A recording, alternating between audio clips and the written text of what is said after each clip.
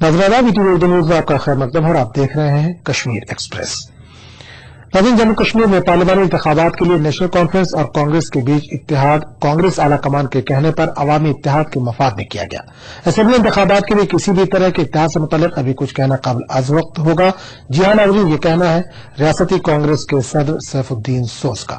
नाज़रीन, अपने एक वोट से अटल बिहारी वाजपेयी की सरकार गिराने वाले सोस का कहना है कि बीजेपी के खिलाफ इनके वोट देने का मकसद सिर्फ हासिल करना नहीं बल्कि सही और गलत का फैसला था। सोस मानते हैं कि पाकिस्तान की अंदरूनी रस्साकशी के सबब यूपीए सरकार मसले कश्मीर के हवाले से कोई खास पेशरफ्त करने से कासिर रही। प्रोफेसर सैफुद्दीन सोस इस बात पर अटल है कि जब तक दफा 370 है तब तक ही हिंदुस्तान के साथ रियासत का इल्हाक भी है। नाज़रीन, आज कश्मीर एक्सप्रेस में सोस के साथ एक तफसीली बातचीत में रियासत व मुल्क के मुख्तलिफ सियासी व दीगर उमूर पर तबादला ख्याल करेंगे। तो आइए शुरू करते हैं आज का कश्मीर एक्सप्रेस।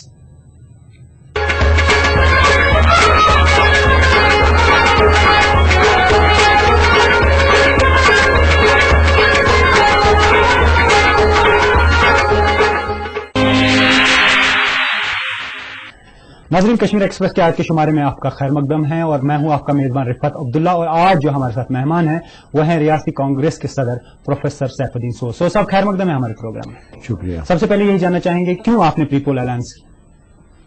नहीं, अच्छा लगा, हमने क़यादत के साथ भी मशवरा किया तो अवामी मफाद में ये लगा कि यूपीए को मदद मिलेगी इससे।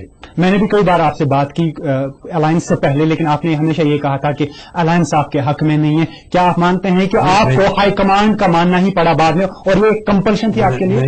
मैंने ये नहीं कहा कि अलायंस के साथ मैं नहीं हूँ। मैंने कहा मैं वर्कर से मशवरा करूंगा। कई बार आपने ये कहा, हमारे पास रिकॉर्ड भी है। मैंने वर्कर्स का बताया आपको कि बहुत सारे वर्कर्स नहीं चाहते हैं, वो कहते हैं एक डेमोक्रेटिक तरीके से फ्रेंडली मैच हो। तो क्या वो नाराज हो गए? आपसे नाराज हो गए वो वर्कर्स? मैं बता रहा हूँ, तो वो चीज हमने क़यादत को बताई, लेकिन क़यादत ने आपकी नहीं सुनी। सीनियर जो क़यादत होती है उनको 10 चीजों में देखना पड़ता है पूरे हिंदुस्तान को। तो क्या वजह रही होगी, क्या मजबूरी रही होगी कांग्रेस की प्रीपोल अलायंस करने के? उनको ये ख्याल दिल में था कि 6 की 6 सीटें आ सकती है यूपीए को, और इस मंजरनामे में उनको अच्छा लगा। यह भी माना जा रहा है कि उमर और राहुल की दोस्ती इसकी वजह है।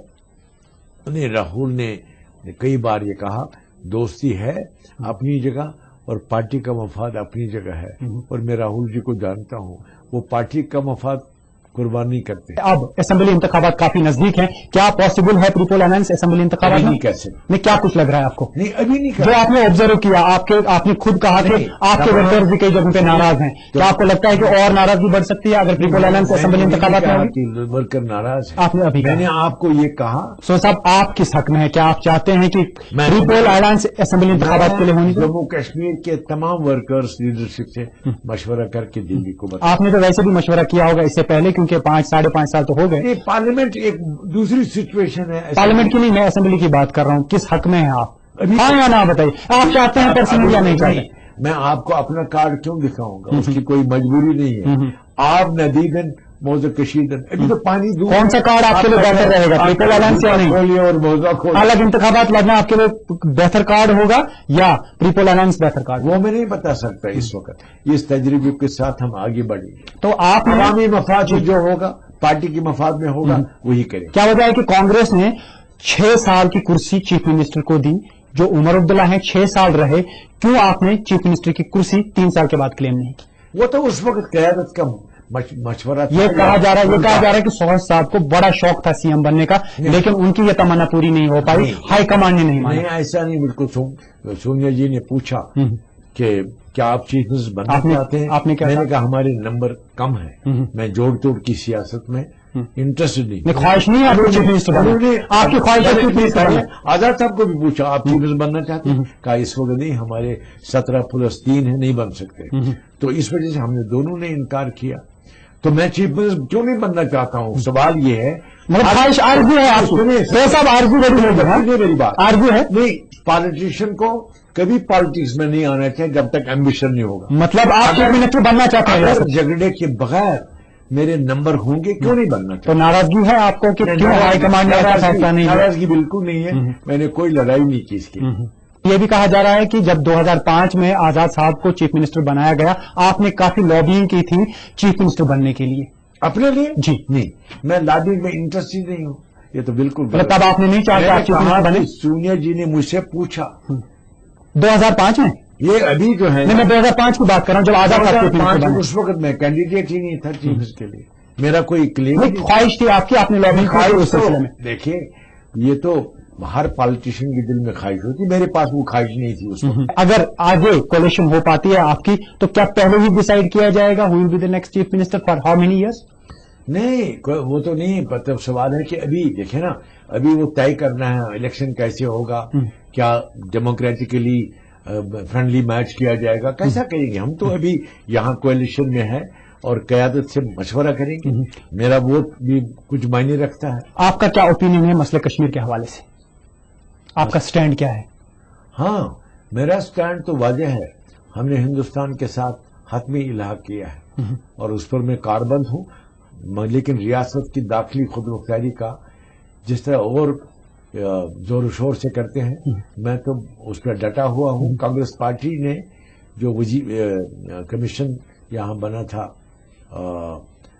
جس میں یہ تعلقات جو تھے، جسٹس سگی کمیٹی جو تھی، اس میں جیٹلی کے مقابلے میں نیشنل کونسل میرا ہم ساتھ تھے کہ 370 کے ساتھ چھیڑا نہیں جا سکتا، اس کو ختم نہیں کیا جا سکتا. وہ ہندوستان کے آئین کا لازمی جز ہے. تو کیا آپ چاہتے ہیں کہ مسئلہ کشمیر کا حل ہو؟ ہاں یہ تو گٹن جو ہے سیاسی دور ہونی چاہیے، اس کو امبراگلیو کہتے ہیں. تو کیا آپ مانتے ہیں کہ کانگریس اس حوالے سے کچھ نہیں کر پائی؟ کانگریس 10 سال میں UPA 1 UPA 2 مسئلہ کشمیر کے حوالے سے کچھ نہیں کر پائی، کوئی پیش رفت نہیں ہوئی؟ یہ شکایت ہو سکتی ہے، پیش رفت نہیں ہوئی. اس میں وجہ میں بتاؤں. جی بتائیں. میں اس حالیہ تاریخ کا ایک ایکٹر ہوں جس کو بہت کچھ پتا ہے. جی وہ یہ ہے مثلاً 1 مہینے میں جنرل مشرف نے وزیر اعظم کو کہا آپ اگلے مہینے میں تشریف لائیے، اور وہ اسلام آباد جانے کی تیاری کر رہے تھے. مجھ کو بھی ٹیلی فون کیا کہ آپ آ جائیے ایک شام، اور ہم بڑی دیر بیٹھے، گھنٹہ سوا گھنٹہ. اس وقت وزیر اعظم منموہن سنگھ نے مجھے کہا میں بڑا خوش ہوں اور میں کچھ کر کے آ جاؤں گا، اور مشرف بھی چاہتے.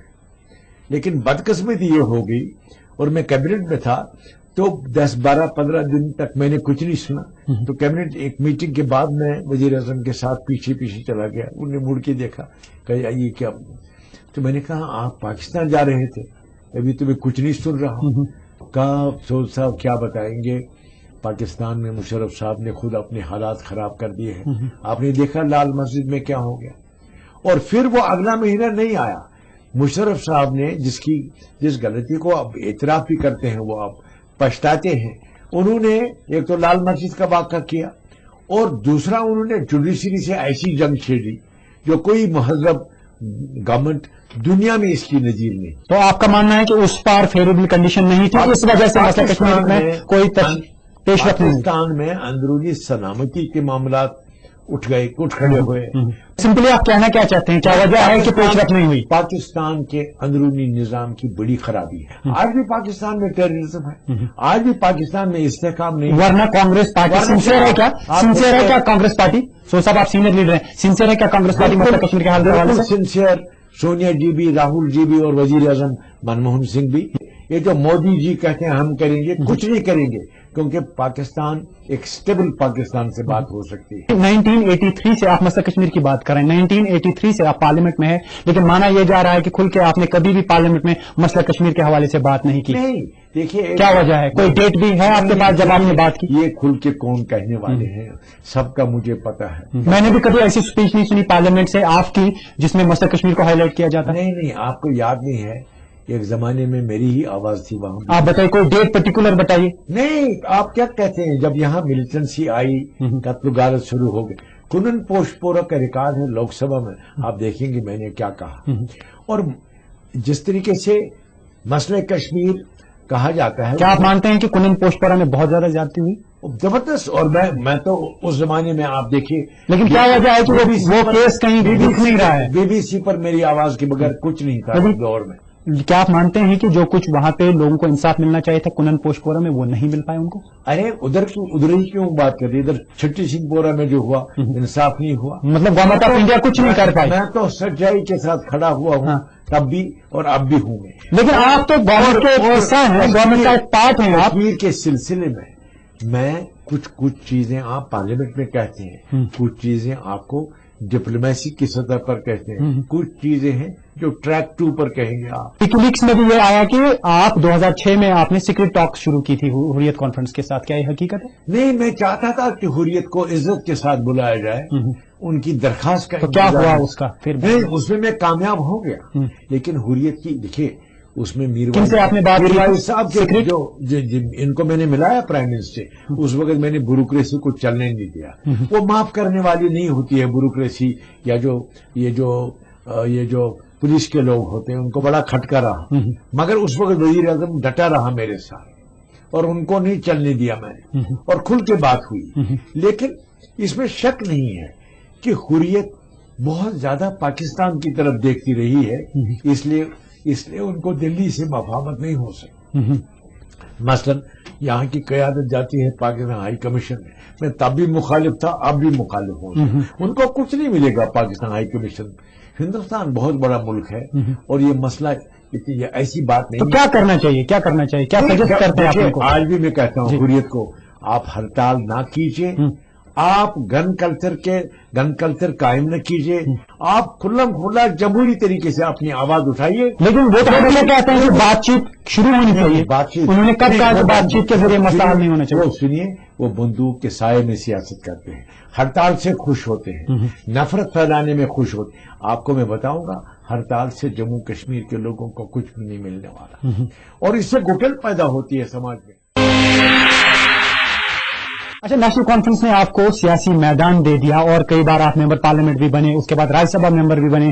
نیشنل کانفرنس نے ہر ممکن آپ کو سپورٹ کیا. کیا وجہ ہے کہ آپ نیشنل کانفرنس کے خلاف گئے 1999 میں؟ کیا یہ مجبوری رہی آپ کی کہ آپ بڑے لیڈر بننا چاہتے تھے، پولیٹیکل فائدہ لینا چاہتے تھے؟ اس انٹرویو میں ساری بات نہیں کہہ سکتا. جی، وہ یہ ہے کہ اس وقت میں نے اختلاف کیا زبردست. میں تو استعفیٰ دینا چاہتا تھا لوک سبھا سے.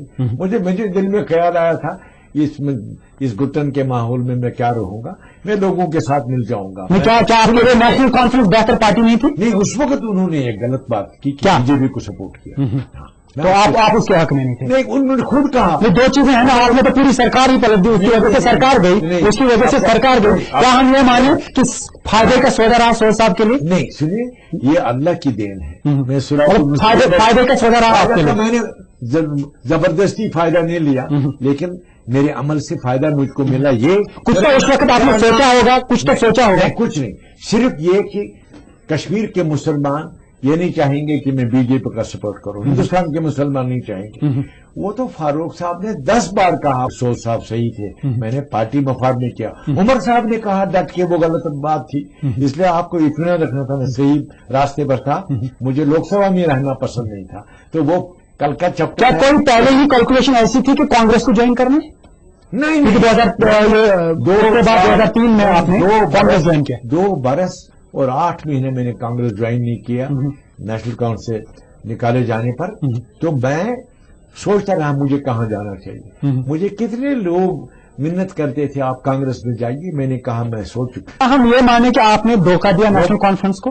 نہیں، آپ ان کے ساتھ غداری کی آپ نے، کیا یہ مان؟ اپنے ضمیر سے پوچھیے کس نے دھوکہ دیا، اپنے ضمیر سے. لیکن میرا کام تو سوال پوچھنا ہے. میرا کام سوال پوچھنا ہے، جواب دینا آپ کا کام. میں صحیح راستے پر تھا تب بھی صحیح راستے. نیشنل کانفرنس غلط راستے پہ تھی تب؟ اس میں کیا شک ہے؟ میں کہتا ہوں فاروق صاحب نے خود مانا کہ بی جے پی کو سپورٹ کرنا غلط تھا. عمر صاحب تو 10 بار بول چکے ہیں. تو کیا آپ نے کیلکولیشن کی تھی کہ اس ٹائم سینٹرل گورنمنٹ گر جائے گی آپ کے ووٹ نہ دینے سے؟ نہیں، سنیے، وہ تو اللہ کی عنایت ہے کہ ایک ہی ووٹ سے گر گیا. وہ میں بتاؤں گا آپ کو. عمر صاحب نے 10 بار کہا یہ غلطی ہے، اب دوبارہ غلطی نہیں کریں گے. اس سے میرے دل میں اطمینان ہے کہ وہ بی جے پی کے خلاف ہے. بی جے پی ایک فرقہ پرست جماعت ہے، اسی لیے مودی کے خلاف برسر پیکار ہے فاروق صاحب. تو اس وقت کے حالات ایسے تھے، اور پھر اللہ تعالیٰ نے یہ کیا. دیکھیے، بورڈ پر پہلے آیا کہ 9 ووٹ سے حکومت گر گئی، لیکن پھر وہ کیلکولیشن ہوتی ہیں، کسی نے سلپ پر لیتے ہیں جو بیمار ہے کر نہیں سکتا. اس کے بعد جب 1 ووٹ سے گر گئی، لالو پرساد اٹھا، گلے ملایا، आपने बचाया। तो क्या हम माने कि आप और वहां से रंगाराजन जो है वो आया, 100 ने मार दिया। बाहर तो 300 जर्नलिस्ट थे उस वक्त जब मैंने वोट दिया, मेरी वोट से गिर गई हुकूमत। मगर मुझे नहीं ख्याल था कि अटल बिहारी वाजपेयी की हुकूमत एक वोट से गिरेगी, तो गिर गई। तो आपके अच्छा यही में मैं नहीं चाहता था हुकूमत ना बने। अच्छा, वो तो नाकाबिल थे उस वक्त के एमपी का, उन्हें हुकूमत नहीं बनी। मतलब आपके लिए तो फायदा ही फायदा रहा, एक नाम, लीडरशिप। एक बात है, नहीं ये अल्लाह ताला का इनाम है जो सीधे रास्ते पर चलने वाले हो, इस पर मुझे यकीन है। अभी 1937 बॉर्न है, फारूक साहब भी 1937 बॉर्न है। अगर आप नेशनल कॉन्फ्रेंस में आज भी होते तो कहाँ होते? मुझे लगता है नहीं। देखिए, मैं टेढ़ी सियासत कभी नहीं कर सकता। मेरे पास अल्लाह ताला ने ज़मीर दिया है, जो ज़मीर जिंदा है। मुझको किसी चीज के लिए रागिब नहीं किया जा सकता अपने मंशा के खिलाफ। और नहीं, सवाल मेरा बिल्कुल मुख्तलिफ था। 1937 आप भी बॉर्न है, फारूक साहब भी बॉर्न है। मुझे फारूक साहब के बारे में कहा, वो मुझसे बड़े हों जरा सा। लेकिन एक बात है, उस बहस में नहीं जाएंगे। नहीं, मेरे कहने का मकसद यह है कि नेशनल कॉन्फ्रेंस में आज आप कहाँ होते? क्या दिख रहा है आपको कांग्रेस में आज जहां आप? क्या अगर आप नेशनल कॉन्फ्रेंस में रहते वहां इतना कुछ आपको मिला होता? नहीं, पॉलिटिक्स में अगर मगर नहीं होता है। पॉलिटिक्स में ये होता है, it is the game of possible. Politics में लेकिन कुछ लोगों ने उस वक्त ये कहा कि आप अपॉर्चुनिस्ट हैं। वो कुछ लोग होंगे, मादूदे चंद। पूरा कश्मीर मेरे साथ, जम्मू कश्मीर, हिंदुस्तान के लोग। मैं हिंदुस्तान के जिस शहर में गया, उन्होंने मुझे कहा कि ये शख्स ईमानदार है। मुझको ये इल्जाम नहीं दे सकते हैं कि मैंने पेट के लिए किया है, किसी नफ्स के लिए किया। मैंने जमीर की आवाज सुनी और कर दिया। Are you still thankful to the National Conference for providing political platform in 1983? It is not that they provided me platform. You were It is that the late Sheikh Sahab मरहूम ने किसी वक्त मेरा नाम दिया। वो मुझे पहचानने लगे थे। उन्होंने मुझको बुलवाया कि आप पार्लियामेंट जाइए। बाद में नहीं हो सका। गुलाम मोहम्मद शाह साहब खिलाफ थे। वो तो फारूक साहब को मालूम है, इनकी वालिदा मोहतरमा को मालूम है। तो बाद में जब शेख साहब का इंतकाल हो गया, अल्लाह उनको मगफिरत करे, वो मुझे चाहते थे। उन्होंने कई लोगों को कहा ये दयानतदार है, ये काबिल आदमी भी है, तो उन्होंने मुझे मुंतखब किया अपने दोस्तों से मशवरा करके। गुलाम मोहम्मद शाह साहब ने नहीं माना। बाद में जो उनका इंतकाल हो गया, फारूक साहब और उनकी वालिदा मोहतरमा ने कहा ये शेख साहब की वसीयत है कि आपको लोकसभा जाना चाहिए। तो जाहिर है मैंने प्रीमेच्योर रिटायरमेंट ले लिया। तो अगर हम कौमी सतह की बात करें तो ये कहा जा रहा है कि कांग्रेस में फारूक अब्दुल्ला के साथ था, नेशनल साथ था। ईमानदारी से मैंने उस जमात का साथ दिया। पॉलिटिक्स की बात करेंगे। डॉक्टर मनमोहन सिंह के भाई ने बीजेपी ज्वाइन किया और ये कहा कि जो कांग्रेस की लीडरशिप है उन्होंने डॉक्टर मनमोहन सिंह को बेहतर काम करने का मौका नहीं दिया। आपके कमेंट्स? वो बिल्कुल सरदार जी जो उनके भाई बनते हैं, सिर्फ बदल रहे कुछ ताल्लुक है, लेकिन एक बात है वो गलती पर है। वजीर आजम को सोनिया जी ने न सिर्फ सपोर्ट दिया, बहुत जबरदस्त ताजीम दे दी। वो तो बहन भाई की तरह है, वो उनको अपना बड़ा भाई समझती हैं। मैंने देखा, लेकिन आज भी ये कहा जा रहा है कि डॉक्टर मनमोहन सिंह उतने इफेक्टिव नहीं रहे। उनका रिमोट कंट्रोल या तो राहुल गांधी के पास था या सोनिया जी के पास था। कोई रिमोट कंट्रोल नहीं था।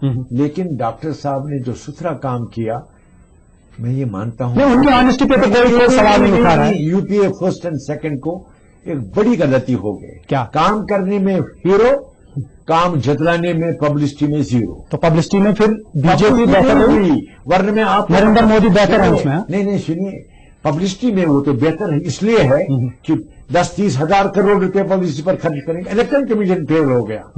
इलेक्शन कमीशन के पास ये मशीनरी नहीं है, वो ये अंदाजा करे कि गलत चेक से मीडिया को चेक गलत मिलते हैं और कहीं ज्यादा रकम मिलती है ब्लैक में।